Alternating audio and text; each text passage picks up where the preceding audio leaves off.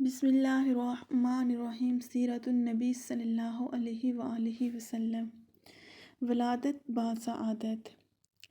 رسول صلی اللہ علیہ وآلہ وسلم کی ولادت بسعادت سے تقریباً 5000 سال قبل اللہ کے جلیل القدر پیغمبر حضرت ابراہیم علیہ السلام اور ان کے فرزند جلیل حضرت اسماعیل علیہ السلام نے تعمیر کعبہ کے وقت جو دعا مانگی تھی، ربنا وبعث فیہم رسولا منہم یتلو علیہم آیاتک ویعلمہم الکتاب والحکمت ویزکیہم انک انت العزیز الحکیم۔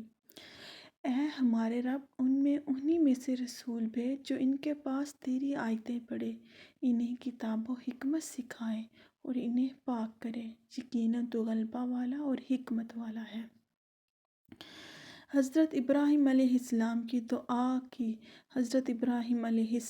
دعا کی قبولیت کا وقت آ چکا تھا، نیز جس مقصد کی خاطر انہوں نے اپنی ذریت کے ایک حصے کو وہاں اس ویران، سنسان، بے آب و گیا مقام پر چھوڑا تھا، اس مقصد کی تعمیل کا وقت اب آ پہنچا تھا۔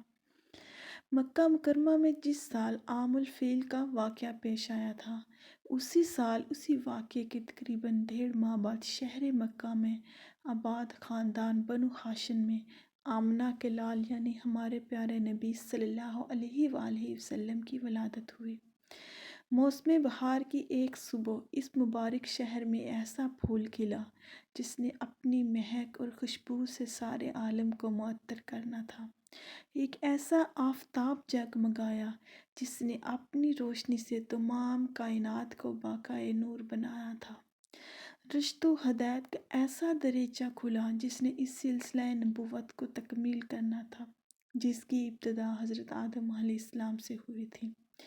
رسول اللہ صلی اللہ علیہ وآلہ وسلم کی ولادت کے بارے میں تمام اہل علم اس بات پر متفق ہیں کہ ماہ ربیع الاول میں ولادت ہوئی، نیز دن کے بارے میں سب کا اتفاق ہے کہ سموار یہ پیر کا دن تھا۔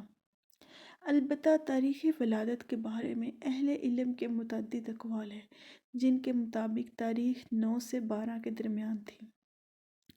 البتہ مشہور یہ ہے کہ آپ صلی اللہ علیہ وآلہ وسلم کا یوم ولادت 12 ربیع الاول ہے۔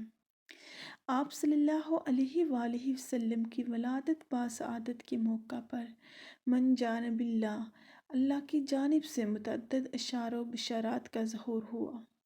آپ صلی اللہ علیہ وآلہ وسلم کی والدہ ماجدہ حضرت آمنہ نے آپ صلی اللہ علیہ وآلہ وسلم کی ولادت سے چند روز قبل خواب میں بہت بڑی روشنی دیکھی، نیز آپ صلی اللہ علیہ وآلہ وسلم کی ولادت کے موقع پر بہت بڑا نور دیکھا گیا جس سے اطراف و ہر طرف چیز روشن ہو گئی۔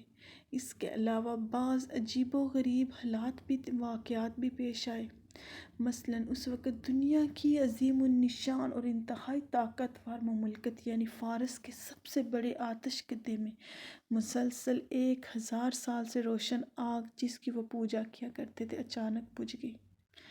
کسریٰ شاہ فارس کی عظیم الشان اور فلک بوس محل کی چند برجیاں اچانک ٹوٹ کر نیچے آ گئی اور زمین بوس ہو گئی۔ یہ سب کچھ در حقیقت اس بات کے غیبی اشارے تھے کہ اس نو مولود کو اللہ عز و جل کی طرف سے جو دین عطا کیا جائے گا وہ بہت جلد مشرق و مغرب میں ہر طرف چھا جائے گا، اور کیسر و کسریٰ کی عظیم الشان سلطنت عنقریب اس کے قدموں میں ہوں گی۔ صدق اللہ العظیم۔ صدقت یا رب العالمین۔ ویڈیو اچھی لگی ہو تو لائک، شیئر اور سبسکرائب کیجیے۔ فی امان اللہ۔